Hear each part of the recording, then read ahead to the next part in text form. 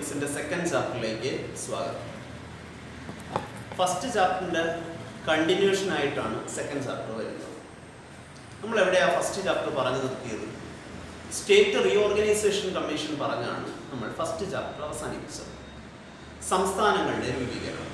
അപ്പോൾ ഇന്ത്യയിൽ വിവിധ സംസ്ഥാനങ്ങൾ രൂപീകരിച്ചു. അതിന് മുന്നേ ഉള്ള ഒരു സാഹചര്യം നമുക്കറിയാം. 1947 ഓഗസ്റ്റ് 15 ഇന്ത്യ ഇൻഡിപെൻഡൻ്റ് ആയ സമയത്ത് നേരിട്ട് ഇന്ത്യയിൽ ഒരു ഇലക്ഷൻ നടത്തിയല്ല ജവഹർലാൽ നെഹ്റുവിൻ്റെ നേതൃത്വത്തിൽ ഒരു ഗവൺമെൻറ് അധികാരത്തിലെത്തിയത്. എന്തുകൊണ്ടാണ് ആ സമയത്ത് ഒരു ഇലക്ഷൻ നടക്കാഞ്ഞത്? ബ്രിട്ടീഷുകാർ ഇന്ത്യക്ക് അധികാരം കൈമാറുകയാണ്. ദീർഘകാലം 200 വർഷക്കാലത്തോളം ബ്രിട്ടീഷുകാർ ഇന്ത്യ ഭരിച്ചിരുന്നു. ബ്രിട്ടന്റെ കോളനിയായിരുന്നു ഇന്ത്യ. 200 വർഷക്കാലത്തോളം ബ്രിട്ടീഷുകാർ ഇന്ത്യ ഭരിച്ച് 1947 ഓഗസ്റ്റ് 15 ബ്രിട്ടീഷുകാർ ഇന്ത്യ വിട്ടു പോവുകയാണ്. അപ്പോൾ നമുക്ക് അധികാരം കൈമാറുകയാണ്. അപ്പോൾ ഇന്ത്യയിൽ ഒരു ഇലക്ഷൻ നടത്തുവാനുള്ള സാഹചര്യമില്ല. അതുകൊണ്ട് തന്നെ ജവഹർലാൽ നെഹ്റു പ്രധാനമന്ത്രിയും സർദാർ പട്ടേൽ ഉപപ്രധാനമന്ത്രിയുമായ ഒരു ഗവൺമെന്റ്, ഒരു ഇടക്കാല ഗവൺമെന്റ് നിലവിൽ വന്നു, അല്ലെങ്കിൽ രൂപീകരിക്കപ്പെട്ടു. അതിനുശേഷം ഇന്ത്യയിൽ നിരവധി പ്രശ്നങ്ങളുണ്ടായി. എന്തുമായി ബന്ധപ്പെട്ട പ്രശ്നങ്ങളാണെന്ന് നമുക്കറിയാം. ബ്രിട്ടീഷുകാരുടെ ദീർഘകാല ഭരണത്തിനൊടുവിൽ ഇന്ത്യയിൽ എന്തൊക്കെ മാറ്റങ്ങളാണ് ഉണ്ടായത്? ഒന്നാമത്തെ മാറ്റം, ഇന്ത്യയിലെ സമ്പദ് വ്യവസ്ഥ എന്ത് ചെയ്യപ്പെട്ടു? തകർക്കപ്പെട്ടു. ഇന്ത്യയിലെ എക്കണോമിക് സിസ്റ്റം കൊളാപ്സ്ഡ് ആയി, തകർക്കപ്പെട്ടു. അതിനുള്ള പ്രധാന കാരണം ബ്രിട്ടീഷുകാരുടെ അഡ്മിനിസ്ട്രേറ്റീവ് പോളിസീസ് ആയിരുന്നു.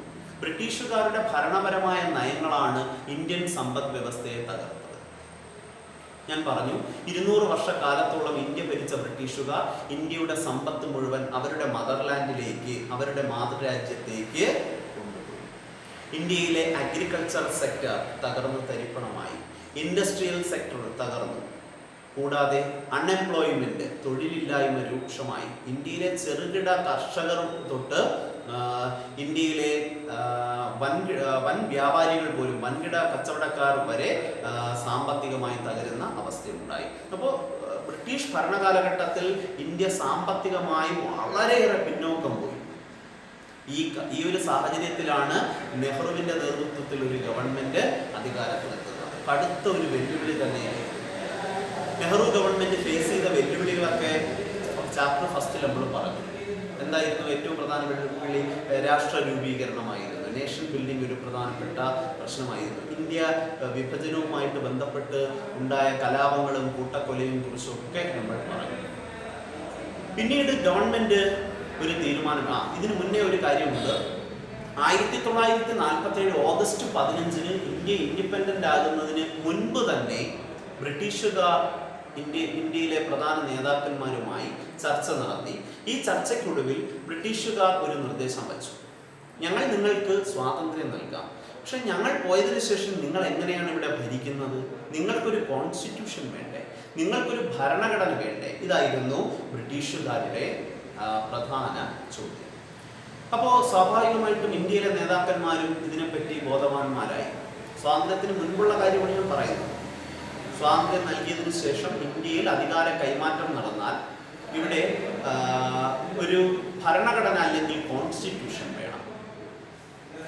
അങ്ങനെ സ്വാതന്ത്ര്യത്തിന് മുൻപ് തന്നെ ഒരു കോൺസ്റ്റിറ്റ്യുവന്റ് അസംബ്ലി രൂപീകരിക്കപ്പെട്ടു. എന്താണ് രൂപീകരിക്കപ്പെട്ടത്? Constituent assembly. ഈ കോൺസ്റ്റിറ്റ്യുവന്റ് അസംബ്ലിയുടെ ചെയർമാൻ, ഇതിന്റെ പ്രസിഡന്റ് ഡോക്ടർ രാജേന്ദ്ര പ്രസാദ്. ആരായിരുന്നു കോൺസ്റ്റിറ്റ്യൂന്റ് അസംബ്ലിയുടെ പ്രസിഡന്റ്? ഫസ്റ്റ് ലാസ്റ്റ് പ്രസിഡന്റും അദ്ദേഹം തന്നെയായിരുന്നു. കാരണം ഈ കോൺസ്റ്റിറ്റ്യൂന്റ് അസംബ്ലി രൂപം കൊണ്ട സമയത്ത് താൽക്കാലിക പ്രസിഡന്റായിട്ട്, കോൺസ്റ്റിറ്റ്യൂന്റ് അസംബ്ലി ഫോം ചെയ്ത സമയത്ത് തൽക്കാലത്തേക്ക് സച്ചിദാനന്ദ സിൻഹയെ പ്രസിഡന്റായി നിയമിച്ചു. ദിവസങ്ങൾക്കുള്ളിൽ തന്നെ സച്ചിദാനന്ദ സിൻഹയെ മാറ്റി പകരം പെർമനന്റ് ചെയർമാനായിട്ട് ഡോക്ടർ രാജേന്ദ്ര പ്രസാദിനെ അപ്പോയിന്റ് ചെയ്യുകയും ചെയ്തു. അതിൽ ഡ്രാഫ്റ്റിംഗ് കമ്മിറ്റി എന്ന് പറയുന്ന ഒരു കമ്മിറ്റിയുടെ ചെയർമാനായിരുന്നു ഡോക്ടർ BR അംബേദ്കർ എന്ന് ഫസ്റ്റ് ഇയറിൽ നമ്മൾ പഠിച്ചിട്ടുണ്ട്. ഡ്രാഫ്റ്റിംഗ് കമ്മിറ്റിയുടെ ചെയർമാൻ ഡോക്ടർ BR അംബേദ്കർ ആയിരുന്നു. എന്നാൽ കോൺസ്റ്റിറ്റ്യൂവന്റ് അസംബ്ലിയുടെ ചെയർമാൻ ആരായിരുന്നു? ഡോക്ടർ രാജേന്ദ്ര പ്രസാദ് ആയിരുന്നു. അപ്പോൾ ഡോക്ടർ രാജേന്ദ്ര പ്രസാദിന്റെ നേതൃത്വത്തിൽ ഒരു ഭരണഘടനാ സമിതി രൂപീകരിക്കപ്പെട്ടു. ഈ സമിതിക്ക് വിവിധ കമ്മിറ്റികൾ ഉണ്ടായിരുന്നു എന്നൊക്കെ നമ്മൾ ഫസ്റ്റ് ഇയറിൽ പഠിച്ചു. അങ്ങനെ ഈ കമ്മിറ്റി ഒരു കോൺസ്റ്റിറ്റ്യൂഷൻ തയ്യാറാക്കി. കോൺസ്റ്റിറ്റ്യൂവന്റ് അസംബ്ലി ഒരു കോൺസ്റ്റിറ്റ്യൂഷൻ തയ്യാറാക്കി, ഇന്ത്യൻ കോൺസ്റ്റിറ്റ്യൂഷൻ തയ്യാറാക്കി. ഈ കോൺസ്റ്റിറ്റ്യൂഷൻ 1949 നവംബർ 26-ന്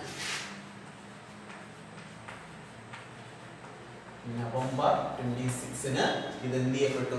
കോൺസ്റ്റിറ്റ്യൂഷൻ ഒപ്പുവെച്ചു. ഓക്കെ, അപ്പൊ ഇന്ത്യൻ കോൺസ്റ്റിറ്റ്യൂഷൻ സൈൻ ചെയ്യപ്പെട്ടത്, ഒപ്പുവെച്ചത് എന്ത് ചെയ്യപ്പെട്ടു? സൈൻ ചെയ്യപ്പെട്ടത് ഏത് സമയത്താണ്? ഇന്ത്യൻ കോൺസ്റ്റിറ്റ്യൂഷൻ ഏത് വർഷമാണ് ഇന്ത്യൻ കോൺസ്റ്റിറ്റ്യൂഷൻ ഒപ്പുവെച്ചത്? ഓർക്കണം, 1949 നവംബർ 26. അപ്പോൾ ഇത് ഇൻഡിപെൻഡന്റിന് മുമ്പാണ്, സ്വാതന്ത്ര്യത്തിന് ശേഷമാണ്, മുമ്പാണ് കമ്മീഷൻ രൂപീകരിക്കപ്പെട്ടത്. സ്വാതന്ത്ര്യത്തിന് മുൻപ് കമ്മീഷൻ രൂപീകരിക്കപ്പെട്ടു. അപ്പോൾ കമ്മീഷൻ 46-ൽ ആണ് കമ്മീഷൻ രൂപീകരിക്കപ്പെട്ടത്. 46-ൽ രൂപീകരിക്കപ്പെട്ട commission means assembly, constituent assembly. 46-ൽ രൂപീകരിക്കപ്പെട്ട കോൺസ്റ്റിറ്റ്യൂവന്റ് അസംബ്ലി 49-ൽ ഭരണഘടന തയ്യാറാക്കി അതിൽ ഔദ്യോഗികമായി ഒപ്പുവെക്കുകയും ചെയ്തു. ഗവൺമെന്റ് നെഹ്റു എന്ത് ചെയ്തു? പ്രധാനമന്ത്രി അതിൽ ഒപ്പുവെക്കുകയും ചെയ്തു. അതിനുശേഷം 1950 ജനുവരി 26-ന് ഈ കോൺസ്റ്റിറ്റ്യൂഷൻ എന്ത് ചെയ്യപ്പെട്ടു? നിലവിൽ വരികയും ചെയ്തു. ഓക്കെ, അപ്പോൾ കോൺസ്റ്റിറ്റ്യൂഷൻ നിലവിൽ വന്നത്, ഇന്ത്യൻ കോൺസ്റ്റിറ്റ്യൂഷൻ നിലവിൽ വന്നത് എന്ത് ചെയ്യപ്പെട്ടു? Came into effective.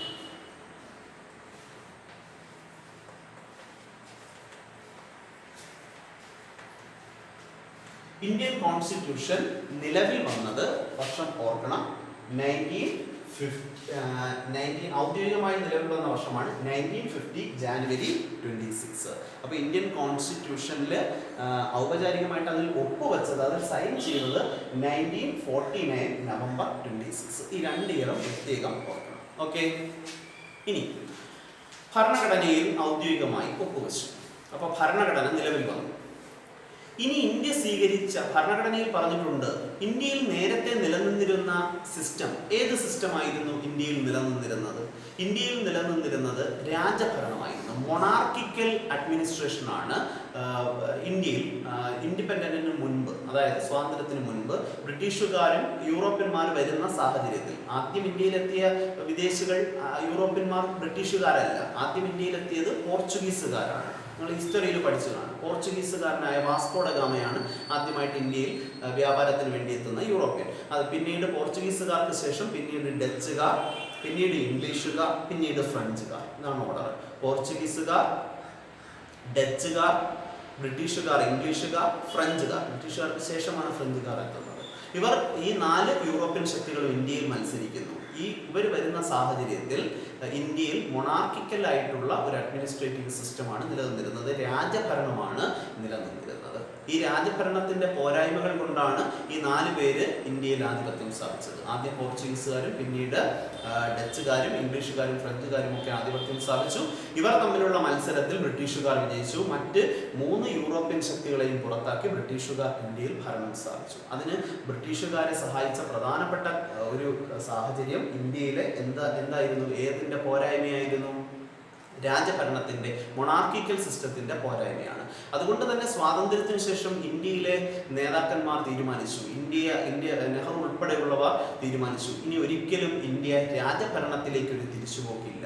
ഇന്ത്യ ഒരു രാജഭരണത്തിലേക്ക് ഇനി പോയാൽ വീണ്ടും അത് രാജ്യത്തിന്റെ കെട്ടുറപ്പിനെ ബാധിക്കും, രാജ്യത്തിന്റെ ഇന്റഗ്രിറ്റിയെ അത് ബാധിക്കും. അതുകൊണ്ട് തന്നെ ഡെമോക്രാറ്റിക് സിസ്റ്റം സ്വീകരിക്കാൻ തീരുമാനിച്ചു. അതുകൊണ്ട് തന്നെ ഇന്ത്യൻ കോൺസ്റ്റിറ്റ്യൂഷനിൽ പ്രത്യേകം പറഞ്ഞിട്ടുണ്ട്, ഇന്ത്യ ജനാധിപത്യ വ്യവസ്ഥയാണ് സ്വീകരിക്കുന്നത്, ഇന്ത്യ ജനാധിപത്യ സംവിധാനമാണ് സ്വീകരിക്കുന്നതെന്ന് ഇതിൽ സൂചിപ്പിക്കുകയും ചെയ്തു. ഓക്കെ, അതിനുശേഷം ജനാധിപത്യ വ്യവസ്ഥ സ്വീകരിച്ചു. പക്ഷേ ഇതുവരെ ഒരു ഇലക്ഷൻ നടന്നില്ല. അതൊരു പ്രോബ്ലം ആയിരുന്നു. ഇന്ത്യയിൽ ജനറൽ ഇലക്ഷൻ നടന്നോ? ഇല്ല. കാരണം ബ്രിട്ടീഷുകാർ 47 ഓഗസ്റ്റ് 15-ന് മൗണ്ട് ബാറ്റൺ പദ്ധതി പ്രകാരം ഇന്ത്യയെ വിഭജിച്ച് ഇന്ത്യ എന്നും പാകിസ്ഥാൻ എന്നും 2 രാജ്യങ്ങളായി സെപ്പറേറ്റ് ചെയ്ത് അധികാരം കൈമാറുന്ന ഒരു പ്രൊസീജിയർ മാത്രമാണ് നടത്തിയത്. ആ സമയത്ത് ഒരു ഇലക്ഷൻ നടന്നില്ല. എന്നാൽ ആദ്യമായി ഇന്ത്യയിൽ ഇലക്ഷൻ നടത്തുവാനുള്ള ഒരു തീരുമാനമെടുത്തു. അപ്പോൾ ഇലക്ഷൻ നടത്തണമെങ്കിൽ ഞാൻ പറഞ്ഞു ഡെമോക്രാറ്റിക് സിസ്റ്റത്തിലുള്ള ഇലക്ഷനാണ് നടത്തുന്നത്. ജനാധിപത്യ രീതിയിലുള്ള ഒരു തെരഞ്ഞെടുപ്പ് നടത്തുന്നു. പ്രായപൂർത്തി വോട്ടവകാശത്തിന്റെ അടിസ്ഥാനത്തിൽ ഇന്ത്യ ഒട്ടുക്ക് തെരഞ്ഞെടുപ്പ് നടക്കുകയാണ്, ഇലക്ഷൻ നടക്കുകയാണ്. അതിനുവേണ്ട പ്രൊസീജിയറുകൾ ഗവൺമെന്റ് മുന്നോട്ട് കൊണ്ടുപോയി. അപ്പോൾ അതിനുവേണ്ടി ഒരു ഇൻഡിപെൻഡന്റ് ബോഡിയെ നിയമിക്കണം എന്ന ആവശ്യം ഉയർന്നു. ഇലക്ഷൻ ഗവൺമെന്റ് നടത്തേണ്ട, ഗവൺമെന്റിന്റെ ഇടപെടൽ ഉണ്ടാകുമ്പോൾ അല്ലെങ്കിൽ രാഷ്ട്രീയ പാർട്ടികൾ ഇലക്ഷനിൽ ഇടപെടുമ്പോൾ അത് വലിയ പ്രശ്നങ്ങൾ ഉണ്ടാകും. അതുകൊണ്ട് തന്നെ ഇന്ത്യയിലെ ഇലക്ഷൻ കണ്ടക്ട് ചെയ്യുന്നതിന് വേണ്ടി ഒരു ഇൻഡിപെൻഡന്റ് ബോഡി ഫോം ചെയ്യണം എന്ന ആവശ്യമുണ്ടായി. അങ്ങനെ കോൺസ്റ്റിറ്റ്യൂഷനിൽ തന്നെ പറഞ്ഞിട്ടുണ്ട്. ആർട്ടിക്കിൾ 324-ലാണ് എന്തിനെ കുറിച്ച് പറയുന്നത്? ഇലക്ഷൻ കമ്മീഷനെ കുറിച്ച് പറയുന്നത്. അത് നോട്ട് ചെയ്തുകൊള്ളണം. ആർട്ടിക്കിൾ 324 എന്തിനെ കുറിച്ചാണ് പറയുന്നത്? Election commission.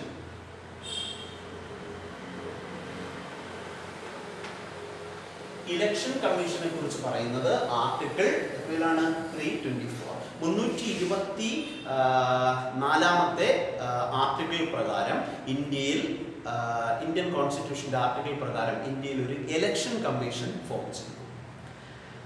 അതായത് ഇന്ത്യ റിപ്പബ്ലിക് ആവുന്നതിന്റെ തലേ ദിവസം, അതായത് റിപ്പബ്ലിക് ആയതെന്നാണ് 1950 ജാനുവരി 26, അതിന്റെ തലേ ദിവസം, അതായത് 1950 ജാനുവരി 25. ഓർക്കണം, 1950 ജാനുവരി 25-ന് ഇന്ത്യയിൽ എന്ത് ഫോം ചെയ്തു? ഇലക്ഷൻ കമ്മീഷൻ ഫോം ചെയ്തു. അപ്പോൾ ഇന്ത്യയിൽ ഫസ്റ്റ് ഇലക്ഷൻ കമ്മീഷൻ ഫോം ചെയ്തത് 1950 ജാനുവരി 25. അതായത് ഇന്ത്യൻ കോൺസ്റ്റിറ്റ്യൂഷൻ ഔപചാരികമായിട്ട് നിലവിൽ വന്നത് എന്നാണ് നമ്മൾ പറഞ്ഞു ജാനുവരി 26, 1950 ആയിരുന്നു. ആ ഡേറ്റ് തന്നെയാണ് റിപ്പബ്ലിക് ഡേ. അതിന്റെ തലേ ദിവസം 25-ാം തീയതി, ജനുവരി മാസം 25-ാം തീയതി ഒരു ഇലക്ഷൻ കമ്മീഷൻ നിലവിൽ വന്നു. ഇതൊരു ഇൻഡിപെൻഡന്റ് ബോഡിയാണ്, സ്വതന്ത്രമായ ചുമതലയുള്ള, മറ്റ് ഗവൺമെന്റിന്റെ എന്നല്ല, ഇന്ത്യയിലെ മറ്റ് യാതൊരു തരത്തിലുള്ള ഘടകങ്ങളുടെയും ഇടപെടൽ ഏതിനുമേൽ പാടില്ല? ഇലക്ഷൻ കമ്മീഷന് മേൽ പാടില്ലെന്ന് കോൺസ്റ്റിറ്റ്യൂഷനിൽ സൂചിപ്പിക്കുന്നുണ്ട്. ഓക്കെ, അങ്ങനെ ഫസ്റ്റ് ഇലക്ഷൻ കമ്മീഷണറായിട്ട് ഒരാളെ നിയമിച്ചു. ആരായിരുന്നു ഈ first election commissioner? Who is the first election commissioner of India? ആരായിരുന്നു? സുകുമാർ സെൻ ആയിരുന്നു. അതും നോട്ട് ചെയ്തോളാം. ഓക്കെ, ഇമ്പോർട്ടൻ്റ് ആയിട്ടുള്ള മറ്റൊരു ക്വസ്റ്റ്യൻ ആണ്. ആരായിരുന്നു first election commissioner? Sukumar Sen ആയിരുന്നു ഇന്ത്യയിലെ first election commissioner. Okay, first election commissioner of India ആരായിരുന്നു? സുകുമാർ സെൻ ആയിരുന്നു. സുകുമാർ സെന്നിന്റെ നേതൃത്വത്തിൽ ഒരു ഇലക്ഷൻ കമ്മീഷൻ നിലവിൽ വന്നു. ഈ ഇലക്ഷൻ കമ്മീഷന്റെ ജോലി എന്താണ്? ഇന്ത്യയിൽ ആദ്യമായിട്ട് ഒരു ഇലക്ഷൻ നടത്തുക വലിയ ഒരു റിസ്ക് ഉള്ള ഒരു ജോലിയായിരുന്നു. കാര്യം ആദ്യമായിട്ട് ഇന്ത്യയിൽ ഇതുവരെ ഒരു ഇലക്ഷൻ നടന്നിട്ടില്ല. ആദ്യമായിട്ട് നേരത്തെ മണിപ്പൂരിൽ ഒരു ഇലക്ഷൻ നടന്നു, നമ്മൾ പറഞ്ഞു, അത് യൂണിവേഴ്സൽ അഡൽറ്റ് ഫ്രാഞ്ചൈസിന്റെ അടിസ്ഥാനത്തിൽ ഒരു ചെറിയ പ്രദേശത്ത് മാത്രം. ഇന്ത്യയെ പോലെ ഇത്രയേറെ വലിപ്പമുള്ള, ഇത്രയേറെ ജനസംഖ്യ ഉൾക്കൊള്ളുന്ന ഒരു വലിയ രാജ്യത്ത് ഒരു ഇലക്ഷൻ നടത്തുക എന്ന് പറയുന്നത് വലിയ ഒരു ബുദ്ധിമുട്ടുള്ള പ്രക്രിയയായിരുന്നു. എന്തുകൊണ്ടാണ് ഇന്ത്യയിലെ ഇലക്ഷൻ നടക്കുന്നതിന് ഇത്രയേറെ ബുദ്ധിമുട്ടുണ്ടായത്? അതിന് ഒന്നാമത്തെ കാരണം, ജനാധിപത്യ ഇലക്ഷൻ നടക്കണമെങ്കിൽ നമുക്കറിയാം ഇന്ന് വോട്ടിംഗ് നടക്കുന്നത് മെഷീനിലാണ്, വോട്ടിംഗ് മെഷീനാണ്. പണ്ട് ബാലറ്റ് പേപ്പറിലാണ് ഇലക്ഷൻ നടക്കുന്നത്.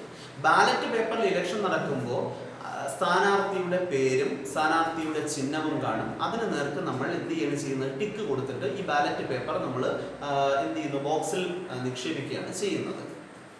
പക്ഷേ ഇന്ത്യയിലെ അന്നത്തെ ഏറ്റവും വലിയൊരു പ്രോബ്ലം, അന്ന് ഇന്ത്യയിൽ സാക്ഷരത വെറും 15%. ഇന്ത്യയിലെ സാക്ഷരത, എഴുതാനും വായിക്കാനും അറിയാവുന്നവർ ഇന്ത്യയിൽ എത്ര ശതമാനം മാത്രമായിരുന്നു? വെറും 50% ഓഫ് പീപ്പിൾ മാത്രമായിരുന്നു ലിറ്ററസി ഉണ്ടായിരുന്നത്. എന്താ ലിറ്ററസി? സാക്ഷരത ഉണ്ടായിരുന്നത്. ഇത് വലിയ പ്രശ്നമാണ്.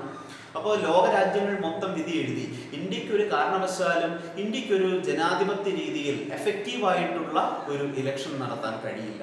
കാരണം എഴുത്തും വായനയും അറിയാത്ത 85% ജനങ്ങളുള്ള ഒരു രാജ്യത്ത് വെറും 15% എഴുത്തും വായനയും അറിയാവുന്നത്. ഈ 85% ആൾക്കാർക്ക് എഴുത്തും വായനയും അറിയാത്ത, അതായത് ഇലിറ്ററേറ്റ് ആയിട്ടുള്ള ഇത്രയേറെ ആൾക്കാരുള്ള ഒരു രാജ്യത്ത് ഒരു കാരണവശാലും എഫക്റ്റീവായ ഒരു ഡെമോക്രാറ്റിക് ഇലക്ഷൻ നടക്കില്ല എന്ന് പലരും വിധിയെഴുതി. കാരണം ഇതുവരെ ഇലക്ഷൻ നടന്ന സ്ഥലങ്ങളിലെല്ലാം ഈ ഡെമോക്രാറ്റിക് ഇലക്ഷൻ വിജയിച്ചിട്ടുള്ളത് ലിറ്ററസി കൂടുതലുള്ള സ്ഥലങ്ങളിലാണ്, സാക്ഷരത കൂടുതലുള്ള സ്ഥലങ്ങളിലാണ് ഇലക്ഷൻ നടന്നിട്ടുള്ളത്. അതുകൊണ്ട് തന്നെ ഇന്ത്യയിലെ ഇലക്ഷൻ യാതൊരു തരത്തിലും വിജയിക്കാനുള്ള സാധ്യതയില്ല എന്ന് ലോകത്തുള്ള പല രാജ്യങ്ങളും വിധി എഴുതി. എല്ലാവരും ഇന്ത്യയുടെ ഇലക്ഷനെ, ബ്രിട്ടനും അമേരിക്കയും ഉൾപ്പെടെയുള്ള ലോകത്തിലെ അന്നത്തെ പ്രധാന ശക്തികളെല്ലാം ഇന്ത്യയിലെ ഇലക്ഷൻ സിസ്റ്റത്തെ നോക്കിക്കാണുകയാണ്. ഇന്ത്യ എങ്ങനെ ഇലക്ഷൻ നടത്തും? ഈ ഒരു കടുത്ത വെല്ലുവിളിയിലേക്ക് ഇലക്ഷൻ കമ്മീഷൻ ചെന്നെത്തി. ഇലക്ഷൻ കമ്മീഷൻ ചെന്നെത്തിയപ്പോഴാണ് ഇലക്ഷൻ കമ്മീഷന് മനസ്സിലായത് ഇത് വിചാരിച്ചതുപോലെയല്ല, വളരെ ഡിഫിക്കൽട്ടാണ്, വളരെ ബുദ്ധിമുട്ടാണ്. ആദ്യമായിട്ട് വോട്ടേഴ്സ് ലിസ്റ്റിൽ പേര് ചേർക്കണം. നമ്മൾ ഫസ്റ്റ് ക്വസ്റ്റ്യനിൽ ഉള്ള ഈ ചാപ്റ്ററിലെ തന്നെ ഫസ്റ്റ് ക്വസ്റ്റ്യനിൽ ഉള്ളതാണ് ഇന്ത്യയിലെ ആദ്യ തെരഞ്ഞെടുപ്പിൻ്റെ ഇന്ത്യയിലെ ആദ്യത്തെ തെരഞ്ഞെടുപ്പ് നടത്താൻ ഇലക്ഷൻ കമ്മീഷൻ എന്തൊക്കെ ബുദ്ധിമുട്ടുകളാണ് നേരിട്ടത്. എക്സാമിന് ചോദിച്ചിട്ടുള്ള ക്വസ്റ്റ്യൻ ആണ്. ആദ്യത്തെ ഫസ്റ്റ് ജനറൽ ഇലക്ഷൻ കണ്ടക്ട് ചെയ്തപ്പോൾ എന്തൊക്കെ ചലഞ്ചസ് ആണ് ഇലക്ഷൻ കമ്മീഷൻ ഫേസ് ചെയ്തതെന്ന് ചോദിക്കാം. ഓക്കെ, അപ്പോൾ ഇലക്ഷൻ കമ്മീഷൻ ഫേസ് ചെയ്ത ഒന്നാമത്തെ പ്രശ്നം വോട്ടേഴ്സ് ലിസ്റ്റ് തയ്യാറാക്കുക. അപ്പോൾ ആദ്യഘട്ടത്തിൽ വോട്ടേഴ്സ് ലിസ്റ്റ് തയ്യാറാക്കി. അന്ന് ഇന്ത്യയിലെ വോട്ടിംഗ് പ്രായം ഏജ് ഓഫ് 21 ആയിരുന്നു, 21 വയസ്സായിരുന്നു. പിന്നീടാണ് അത് 18 വയസ്സായി കുറച്ചത്. അത് ഇനി വരുന്ന ചാപ്റ്ററുകളിൽ പറയുന്നു, ഞാൻ ഡീറ്റെയിൽഡ് ആയിട്ട് അതിനെക്കുറിച്ച് പറയാം. അത് കോൺസ്റ്റിറ്റ്യൂഷൻ അമെൻഡ് ചെയ്ത് അതിൽ വോട്ടിംഗ് പ്രായത്തിൽ മാറ്റം വരുത്തി, അതവിടെ നിൽക്കട്ടെ. അപ്പോൾ വോട്ടിംഗ് ഏജ് 21 ആയിരുന്നു. 21 വയസ്സ് വോട്ടിംഗ് പ്രായമുള്ള വോട്ടിംഗ് പ്രായം നിശ്ചയിച്ചുകൊണ്ട് ഇന്ത്യയിൽ ഒരു എന്ത് രൂപീകരിച്ചു? വോട്ടേഴ്സ് ലിസ്റ്റ് പ്രിപ്പയർ ചെയ്തു. അത് മാത്രമല്ല മറ്റൊരു വെല്ലുവിളി ഉണ്ടായിരുന്നു. കോൺസ്റ്റിറ്റ്യുവൻസികൾ രൂപീകരിക്കണം, നിയോജക മണ്ഡലങ്ങൾ രൂപീകരിക്കണം. ഇതുവരെ നിയോജക മണ്ഡലങ്ങൾ രൂപീകരിച്ചിട്ടില്ല. അപ്പോൾ ഈ നിയോജക മണ്ഡലങ്ങളുടെ ബൗണ്ടറികൾ കണ്ടെത്തണം. ഒരു നിയോജക മണ്ഡലം എവിടെ തുടങ്ങി ഏതൊക്കെ പ്രദേശങ്ങളാണ് ഉൾപ്പെടുന്നത്. ഇപ്പോൾ നമ്മളിപ്പോൾ ഉൾപ്പെടുന്ന പാർലമെന്റ് മണ്ഡലമാണെങ്കിൽ പകൽക്കുറിയൊക്കെ ഉൾപ്പെടുന്നത് നമ്മൾ ഏത് പാർലമെന്റ് മണ്ഡലത്തിലാണ്? നമ്മൾ ആറ്റിങ്ങൽ പാർലമെന്റ് മണ്ഡലത്തിലാണ് ഉൾക്കൊള്ളുന്നത്. നമ്മുടെ ബോർഡർ അതിർത്തി ഇങ്ങനെ ഈ പകൽക്കുറി പള്ളിക്കൽ പഞ്ചായത്തൊക്കെ ഉൾപ്പെടുന്നത് ആറ്റിങ്ങൽ പാർലമെന്റ് മണ്ഡലത്തിലാണ് ഉൾപ്പെടുന്നത്. ഇനി ഇതിനപ്പുറത്തേക്ക് ചെന്നാൽ നമ്മുടെ വെളുന്നല്ലൂർ ഭാഗത്തേക്ക് ചെന്നാൽ അവിടെ ആ പോർഷനിലേക്ക് ചെല്ലുമ്പോൾ ആ ഭാഗത്തേക്ക് ചെല്ലുമ്പോൾ കൊല്ലമാണ് വരുന്നത്. കൊല്ലം പാർലമെന്റ് മണ്ഡലമാണ്. നിയമസഭയിലേക്ക് എത്തുമ്പോൾ ഈ പകൽക്കുറിയൊക്കെ ഉൾപ്പെടുന്ന പള്ളിക്കൽ പഞ്ചായത്തൊക്കെ ഇതിലാണ് വർക്കല കോൺസ്റ്റിറ്റ്യുവൻസിയിലാണ് ഉൾക്കൊള്ളുന്നത്. അങ്ങനെ ഇതെല്ലാം അതിർത്തി ബോർഡർ തിരിച്ചിട്ടുണ്ട് ഓരോന്നിനും. ഇത് ഇപ്പോൾ എല്ലാത്തിനും ബോർഡർ ഉള്ളത് കൊണ്ട് കുറേശ്ശെ മാറ്റങ്ങൾ വരുത്താൻ വലിയ ബുദ്ധിമുട്ടൊന്നുമില്ല. എന്നാൽ നിങ്ങൾ ചിന്തിക്കണം, അന്നത്തെ സാഹചര്യത്തിൽ ഇതുവരെ ഒരു ഇലക്ഷൻ നടന്നിട്ടില്ല, കോൺസ്റ്റിറ്റ്യുവൻസിയും ഇല്ല. ആദ്യമായിട്ടൊരു കോൺസ്റ്റിറ്റ്യുവൻസികൾ ഇതുപോലെ ഫോം ചെയ്യേണ്ടതാണ്. അത് വലിയ ഒരു റിസ്ക് ആയിരുന്നു. Drawing the background of the constituencies. എന്തിൻ്റെ ബാക്ക്ഗ്രൗണ്ട് ഡ്രോ ചെയ്തെടുക്കുക, രൂപപ്പെടുത്തുക കോൺസ്റ്റിറ്റ്യുവൻസികളുടെ. രണ്ടാമത്തെ problem preparation of voters list prepare ചെയ്യുക. ഇത് രണ്ടും വെല്ലുവിളിയായിരുന്നു. ആദ്യത്തെ വെല്ലുവിളി എന്തായാലും ഭംഗിയായിട്ട് തന്നെ നിറവേറ്റി. ഇന്ത്യയിൽ ഓരോ പ്രദേശത്തെ ഉൾപ്പെടുത്തിക്കൊണ്ട് കോൺസ്റ്റിറ്റ്യുവൻസികൾ നിയോജക മണ്ഡലങ്ങളായിട്ട് തരംതിരിച്ചു. രണ്ടാമത്തെ വെല്ലുവിളി പൂർണ്ണമായിട്ടും ആദ്യഘട്ടത്തിൽ വിജയിച്ചില്ല. കാര്യം ഞാൻ പറഞ്ഞു, ഇത്രയേറെ ആൾക്കാരെ ഉൾപ്പെടുത്തിക്കൊണ്ട് വോട്ടേഴ്സ് ലിസ്റ്റ് തയ്യാറാക്കുന്നത് ഒരു കടുത്ത വെല്ലുവിളിയായിരുന്നു. ആദ്യ ലിസ്റ്റ് പുറത്തു വന്നപ്പോൾ 40 ലക്ഷത്തോളം സ്ത്രീകൾ ലിസ്റ്റിലില്ലായിരുന്നു. സ്ത്രീകൾ ലിസ്റ്റിലുണ്ട്, പക്ഷെ പേരില്ല. അതൊരു വലിയ പ്രശ്നമായിരുന്നു. അതായത് പുരുഷന്മാരുടെ എല്ലാവരുടെയും പേരുകളുണ്ട്, സ്ത്രീകളുടെ പേരില്ല. അതായത് ലിസ്റ്റിൽ സൂചിപ്പിച്ചിരിക്കുന്നത് ഇന്ന ആളിൻ്റെ ഭാര്യ, അല്ലെങ്കിൽ ഇന്ന ആളിൻ്റെ മകൾ, ഇന്ന ആളിൻ്റെ അമ്മ, ഇങ്ങനെയൊക്കെയാണ് സ്ത്രീകളുടെ ലിസ്റ്റ് പുറത്തു വന്നത്. പേരില്ലായിരുന്നു. അതുകൊണ്ട് തന്നെ ഈ ലിസ്റ്റ് ഇലക്ഷൻ കമ്മീഷൻ അംഗീകരിച്ചില്ല. ഇലക്ഷൻ കമ്മീഷൻ ഒന്നുകൂടെ ലിസ്റ്റ് തയ്യാറാക്കാൻ വേണ്ടി വീണ്ടും എന്ത് ചെയ്തു? ഉദ്യോഗസ്ഥരെ ചുമതലപ്പെടുത്തി. അതിനുശേഷം വീണ്ടും സ്ത്രീകളുടെ പേര് വിവരങ്ങൾ ഉൾപ്പെടുത്തിക്കൊണ്ട് ഒരു ലിസ്റ്റ് തയ്യാറാക്കി. ഏകദേശം ലിസ്റ്റ് തയ്യാറാക്കി പുറത്തു വന്നപ്പോൾ 17 കോടി വോട്ടർമാരാണ് ഉണ്ടായിരുന്നത്. എത്ര ഫസ്റ്റ് ഇന്ത്യയിലെ ആദ്യ ജനറൽ ഇലക്ഷൻ നടക്കുമ്പോൾ ഇന്ത്യയുടെ വോട്ടേഴ്സ് ലിസ്റ്റിലെ അംഗങ്ങൾ എത്രയാണ്? 17 കോടി വോട്ടർമാർ അന്ന് വോട്ടേഴ്സ് ലിസ്റ്റിൽ ഉണ്ടായിരുന്നു. ഓക്കെ, ഇലക്ഷൻ നടത്തേണ്ടത് ലോകസഭയിലേക്ക് 489 സീറ്റുകളിലേക്കാണ് ഇലക്ഷൻ നടക്കേണ്ടിയിരുന്നത്. ഓർക്കണം, ലോക്സഭയിലേക്ക് എത്രയാണ്? 489 സീറ്റുകളിലാണ് ലോക്സഭയിലേക്ക് എന്ത് ചെയ്യേണ്ടി വന്നത്? ഇലക്ഷൻ നടത്തേണ്ടി വന്നത്. 489 ലോകസഭാ സീറ്റുകൾ പൂർത്തീകരിക്കണം, അത് ഫില്ല് ചെയ്യണം. അതിനുവേണ്ടി ഇലക്ഷൻ നടത്തണം. മറ്റൊന്ന്, 3200ഓളം MLA-മാരെ തിരഞ്ഞെടുക്കണമായിരുന്നു. എത്രയാണ്? 3200 MLA-മാർ. മറ്റത് ലോക്സഭയിലേക്കാണ്. ലോക്സഭയിലേക്ക് ആവുമ്പോഴത്തേക്ക് MP-മാരാണ്. ലോക്സഭയിലെ അംഗങ്ങളെ എന്താ വിളിക്കുന്നത്? MP, മെമ്പർ ഓഫ് പാർലമെന്റ് എന്നാണ് അവർ വിളിക്കുന്നത്. അപ്പോൾ ലോക്സഭയിലെ അംഗങ്ങളെ MP എന്നാണ് അറിയുന്നത്, മെമ്പർ ഓഫ് പാർലമെന്റ്. MLA-മാരോ മെമ്പർ ഓഫ് ലെജിസ്ലേറ്റീവ് അസംബ്ലി. അപ്പോൾ മെമ്പർ ഓഫ് ലെജിസ്ലേറ്റീവ് അസംബ്ലിയിൽ എത്ര പേരായിരുന്നു? 3200ഓളം പേരെ തിരഞ്ഞെടുക്കണമായിരുന്നു. ഒരു ചെറിയ ഒരു പ്രോസസ്സ് അല്ല ഇത്, വലിയ ഒരു വിഷമം തന്നെയായിരുന്നു. ഇതും തയ്യാറാക്കി. അപ്പോൾ ആദ്യത്തത് എന്ത് രൂപപ്പെടുത്തി? ഒരു കോൺസ്റ്റിറ്റ്യുവൻസി, അതായത് നിയോജക മണ്ഡലം രൂപപ്പെടുത്തി. അതിനുശേഷം രണ്ടാമത്തെ ഘട്ടത്തിൽ MLA-മാരെയും MP-മാരെയും തിരഞ്ഞെടുക്കുന്നതിന് വേണ്ടി ഇലക്ഷൻ നടത്തുന്നു. അതിനുവേണ്ടി വോട്ടേഴ്സ് ലിസ്റ്റും തയ്യാറാക്കി. 17 കോടി വോട്ടർമാർ ഉൾപ്പെടുന്ന ഒരു ലിസ്റ്റും തയ്യാറാക്കി. അടുത്ത വെല്ലുവിളി, ആദ്യമായിട്ട് ഇലക്ഷൻ നടക്കുന്നത് കൊണ്ട് ഉദ്യോഗസ്ഥർക്ക് വേണ്ട പരിചയമില്ല, എക്സ്പീരിയൻസ് കുറവാണ്. നേരത്തെ ഇലക്ഷൻ നടക്കുന്നവർക്കാണെങ്കിൽ പ്രശ്നമില്ല, അവർക്ക് കാര്യങ്ങൾ അറിയാം. ഇന്ത്യയിൽ ആദ്യമായിട്ടാണ് ഒരു ഡെമോക്രാറ്റിക് ഇലക്ഷൻ നടക്കുന്നത്, വേണ്ട എക്സ്പീരിയൻസ് ഇല്ല. അതുകൊണ്ട് തന്നെ 3 ലക്ഷം ഒഫീഷ്യൽസിനാണ് ട്രെയിനിങ് കൊടുത്തത്. അതും ഓർക്കണം. എത്രയാണ്? 3 ലക്ഷം ഉദ്യോഗസ്ഥർക്ക് എന്ത് കൊടുത്തു? ട്രെയിനിങ്, പരിശീലനം കൊടുത്തു. ഇതെല്ലാം കഴിഞ്ഞ് ഇലക്ഷന്റെ ഘട്ടത്തിലേക്ക് എത്തി. അപ്പോൾ ഞാൻ മുമ്പേ പറഞ്ഞു, സാധാരണ ഡെമോക്രാറ്റിക് ഇലക്ഷൻ വിജയിച്ചു നിൽക്കുന്നത് നോർത്ത് അമേരിക്കയിലോ യൂറോപ്യൻ രാജ്യങ്ങളിലോ ഒക്കെയാണ്. ഇവിടെ ലോകസഭയിലേക്കും സംസ്ഥാന നിയമസഭകളിലേക്കും ഇലക്ഷൻ നടക്കുന്നു. The biggest Gamble in the history എന്നാണ് ഇതിനെ വിശേഷിപ്പിച്ചത്. ചരിത്രത്തിലെ ഏറ്റവും വലിയ ചൂതാട്ടം. ഓക്കെ, ഓർക്കണം, the biggest Gamble in history. ചരിത്രത്തിലെ ഏറ്റവും വലിയ ചൂതാട്ടമാണിത്. ചരിത്രത്തിലെ ഏറ്റവും വലിയ ചൂതാട്ടത്തിനാണ് ഇന്ത്യ വേദിയാകുന്നത്, ഇന്ത്യ സാക്ഷ്യം വഹിക്കുന്നത്. ഇന്ത്യയിലെ തെരഞ്ഞെടുപ്പ്, ജനാധിപത്യ തെരഞ്ഞെടുപ്പ് ഒരു തരത്തിലും വിജയിക്കില്ല എന്ന് വിദേശ പത്രങ്ങൾ ഉൾപ്പെടെ ആർട്ടിക്കിൾ എഴുതി. പല രാജ്യങ്ങളുടെയും ഭരണാധികാരികൾ ഇന്ത്യയിലെ ഇലക്ഷനെ കളിയാക്കി, പരിഹസിച്ചു. ഇന്ത്യയിൽ ഇലക്ഷൻ നടക്കില്ല, ഇന്ത്യയിൽ ഇത്രയേറെ ബുദ്ധിമുട്ടുകൾ സഹിച്ച ഒരു ജനാധിപത്യ തെരഞ്ഞെടുപ്പ് നടത്താൻ സാധിക്കില്ല എന്ന് ഇന്ത്യയിലെ വിദേശ രാജ്യങ്ങളിലുള്ള പല നേതാക്കന്മാരും വിലയിരുത്തി. പത്രങ്ങളിലും മാസികകളിലും കംപ്ലീറ്റ് ഇന്ത്യക്ക് എതിരെയുള്ള വിമർശനങ്ങളായിരുന്നു. അവർ തന്നെ സൂചിപ്പിച്ചത് the biggest Gamble in history എന്നാണ്. ഓക്കെ, കാരണം അന്ന് ഞാൻ പറഞ്ഞു, നോർത്ത് അമേരിക്കയിലും യൂറോപ്പിലുമായിരുന്നു ഈ ഇലക്ഷൻ നടന്നിരുന്നത്. നോർത്ത് അമേരിക്കയിലും യൂറോപ്പിലും മാത്രം ഇലക്ഷൻ നടന്നിരുന്നു. അതിലും ഒരു കാര്യം ശ്രദ്ധിക്കണം, യൂറോപ്പിൽ പോലും അന്ന് എല്ലാ സ്ത്രീകൾക്കും വോട്ടവകാശം ഉണ്ടായിരുന്നില്ല. അതാണ് എടുത്തു പറയേണ്ടത്. ആ സമയത്താണ് ഇന്ത്യ സ്ത്രീകളെ മുഴുവൻ ഉൾപ്പെടുത്തിക്കൊണ്ട് 21 വയസ്സ് പൂർത്തിയായ സ്ത്രീകളെ എല്ലാം ഉൾപ്പെടുത്തിക്കൊണ്ട് ലിസ്റ്റ് തയ്യാറാക്കി 17 കോടി ആൾക്കാരുടെ വോട്ടേഴ്സ് ലിസ്റ്റും തയ്യാറാക്കി റെഡിയാക്കി വെച്ചത്. അങ്ങനെ ഏതായാലും 1950 ഇലക്ഷൻ നടത്തുവാൻ തീരുമാനിച്ചെങ്കിലും അത് 51 മാറ്റിവെക്കേണ്ടി വന്നു. അപ്പോൾ ഓർക്കണം, 1950 തന്നെ ഇലക്ഷൻ നടത്താൻ തീരുമാനിച്ചു. 1950 അവസാനം ഒരു നവംബർ ഡിസംബർ സമയത്തൊക്കെ ഇലക്ഷൻ നടത്തുവാനൊക്കെ തീരുമാനിച്ചെങ്കിലും പെട്ടെന്ന് നടന്നില്ല. 51 തുടക്കത്തിൽ ഇലക്ഷൻ നടത്താൻ തീരുമാനിച്ചു, വീണ്ടും മാറ്റിവെച്ചു. അതായത് ഇന്ത്യയിലെ ഫസ്റ്റ് ജനറൽ ഇലക്ഷൻ 2 പ്രാവശ്യം മാറ്റിവെക്കേണ്ടി വന്നു. 2 പ്രാവശ്യം ഇലക്ഷൻ മാറ്റിവെച്ചു. ഒടുവിൽ 1951 ഇലക്ഷൻ നടത്തുന്നതിനുള്ള നടപടികളായി. 2 പ്രാവശ്യം മാറ്റിവെച്ച് ഇലക്ഷൻ 51 ആരംഭിച്ചു. 51 ആരംഭിച്ചെങ്കിലും പൂർത്തിയായില്ല.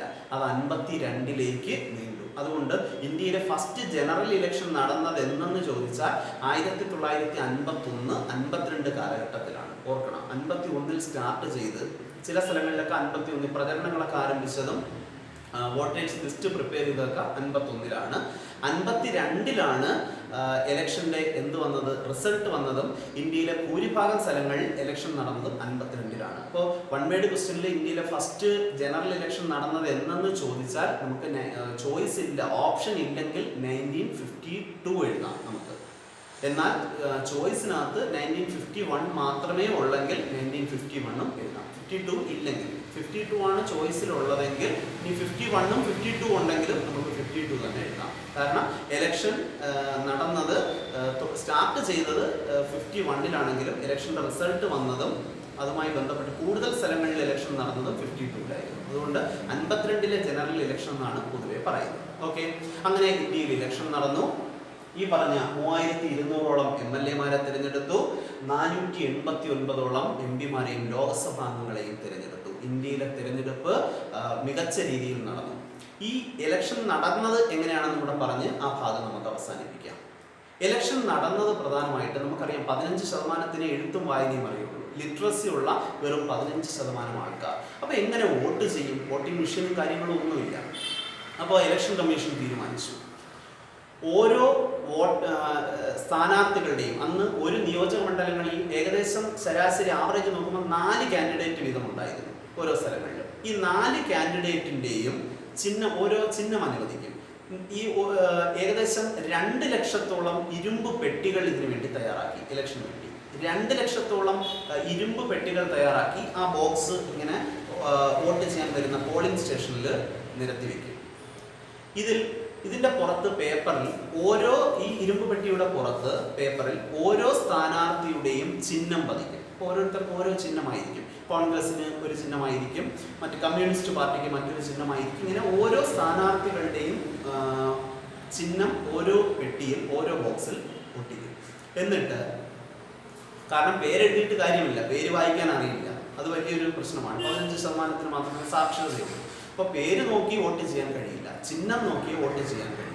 അപ്പോൾ ഇപ്പം 4 സ്ഥാനാർത്ഥികളാണ് ഉള്ളതെങ്കിൽ 4 സ്ഥാനാർത്ഥികൾക്ക് വേണ്ടി 4 ബോക്സുകൾ സ്ഥാപിക്കുന്നു. ഓരോ ബോക്സിൻ്റെ പുറത്തും പേപ്പറിൽ ആ സ്ഥാനാർത്ഥിയുടെ ചിഹ്നം ഒട്ടിച്ചു വയ്ക്കും. എന്നിട്ട് വോട്ട് ചെയ്യാൻ വരുന്ന ആളിന് അവർക്ക് കൊടുക്കുന്നത് ഒരു വൈറ്റ് പേപ്പറായിരുന്നു, വെള്ള പേപ്പർ കൊടുക്കും. ഈ വൈറ്റ് പേപ്പർ, വെള്ള പേപ്പർ ആർക്കാണോ വോട്ട് ചെയ്യുന്നത് ആ സ്ഥാനാർത്ഥിയുടെ ബോക്സിൽ കൊണ്ടുപോയിട്ടാണ് മതി. ഇപ്പോൾ കോൺഗ്രസിനാണ് വോട്ട് ചെയ്യുന്നതെങ്കിൽ അവരുദ്ദേശിക്കുന്ന സ്ഥാനാർത്ഥിയുടെ ചിഹ്നം വെച്ചിട്ടുണ്ട്. ആ ചിഹ്നം ഉള്ള ബോക്സിനകത്ത് ഇത് നിക്ഷേപിക്കുക. അടുത്ത മറ്റൊന്ന്, കമ്മ്യൂണിസ്റ്റ് പാർട്ടിക്കാണ് വോട്ട് ചെയ്യുന്നതെങ്കിൽ അവരുടെ പാർട്ടിയുടെ ചിഹ്നം ഒട്ടിച്ചിട്ടുണ്ട്. ആ കാൻഡിഡേറ്റ് വോട്ട് ചെയ്യണമെങ്കിൽ ആ ബോക്സിൽ ഈ പേപ്പർ നിക്ഷേപിക്കുക. വൈറ്റ് പേപ്പറാണ്, വെള്ള പേപ്പർ നിക്ഷേപിക്കുന്നു. അങ്ങനെ എഴുത്തൊന്നുമില്ല. അവസാനം ഈ വെള്ള പേപ്പറുകൾ എണ്ണി നോക്കും. ഏറ്റവും കൂടുതൽ പേപ്പറുകൾ ആർക്കാണ് കിട്ടിയത്, വൈറ്റ് പേപ്പർ എണ്ണി നോക്കും. ഏറ്റവും കൂടുതൽ കോൺഗ്രസിനാണ് കിട്ടുന്നതെങ്കിൽ ആ സ്ഥാനാർത്ഥി ജയിച്ചു. കമ്മ്യൂണിസ്റ്റ് പാർട്ടിക്കാണെങ്കിൽ അതിലെ കാൻഡിഡേറ്റ് ജയിച്ചു. അങ്ങനെയാണ് ഇന്ത്യയിൽ ആദ്യ ഇലക്ഷൻ നടത്തിയത്. വളരെ സിസ്റ്റമാറ്റിക് ആയിട്ട്, കാരണം സാക്ഷരത കുറവുള്ള രാജ്യത്ത് ജനാധിപത്യ രീതിയിലുള്ള ഇലക്ഷൻ നടക്കില്ല എന്ന മുൻധാരണ ഇതോടെ ഇല്ലാതായി. ലോകരാജ്യങ്ങൾ മുഴുവൻ ഇന്ത്യയെ പ്രശംസിച്ചു. ഒട്ടുമിക്ക അമേരിക്കയിലെ മറ്റ് രാജ്യങ്ങളും ഡെമോക്രാറ്റിക് ഇലക്ഷൻ സാധിക്കില്ല എന്ന് പറഞ്ഞു നിന്ന ഇലിറ്ററസി നിലനിൽക്കുന്ന രാജ്യങ്ങൾ പോലും ഇന്ത്യയെ പിന്തുടർന്ന് പല സ്ഥലങ്ങളിലും ഇലക്ഷൻ നടത്തുവാൻ തുടങ്ങി. അതുകൊണ്ട് തന്നെ ഇന്ത്യയിലെ ഫസ്റ്റ് ജനറൽ ഇലക്ഷൻ രാഷ്ട്രീയ ചരിത്രത്തിലെ ഒരു വഴിത്തിരിവായിട്ടാണ് കണക്കാക്കുന്നത്. അപ്പോൾ 2 ക്വസ്റ്റ്യനായിട്ട് ഇത് ചോദിക്കും.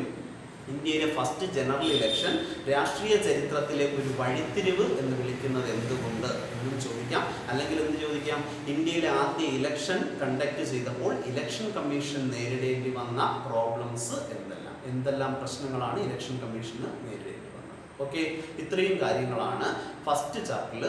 സെക്കൻഡ് ചാപ്റ്ററിൽ നമുക്ക് പഠിക്കുന്നുള്ളത്, തുടക്കത്തിൽ നമ്മൾ പറയുന്നത്. ഓക്കെ, ഇതിൻ്റെ നോട്ട്സും കൂടെ അടുത്ത ക്ലാസ്സിൽ അയച്ചു തരുന്നുണ്ട്. ഫസ്റ്റ് ചാപ്റ്ററിൻ്റെ നമ്മൾ കംപ്ലീറ്റ് ചെയ്തിട്ടുണ്ട്. അതിൻ്റെ നോട്ട്സുകളെല്ലാം നിങ്ങൾക്ക് കിട്ടിക്കാണും. കിട്ടിയിരുന്ന് നന്നായിട്ട് വർക്ക് ചെയ്യുക, സമയം പാഴിക്കളയരുത്. മാക്സിമം പോർഷൻ പഠിച്ചു തന്നെ കൂടെ പോകും. അടുത്ത പോർഷൻ അടുത്ത ക്ലാസ്സിലേക്ക്. ഓക്കെ, ഇന്നത്തെ ക്ലാസ് അവസാനിച്ചു.